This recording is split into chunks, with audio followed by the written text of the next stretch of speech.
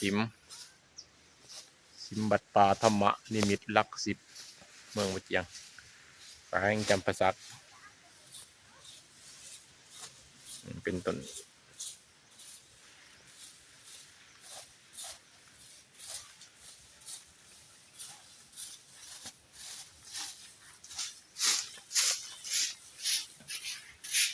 สี่ต้น4 5 6ต้น7 11 13ต้นเนาะทั้งเบิดเนาะ11ต้นบ่11ต้น7 ปีได้นี่แล้วกระยาวเมื่อยบ่เมื่อยแล้วนอนยามหนาวสิเนาะม่วนได้เจ้าฝ่ายยางเมืองต้นไส่ขนาดยักษ์อายุ7 ปี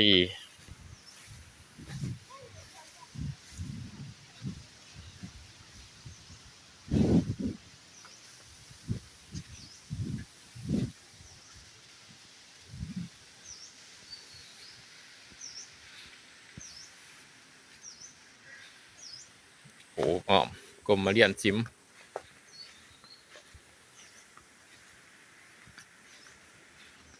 เป็นต้นไทรขนาดยักษ์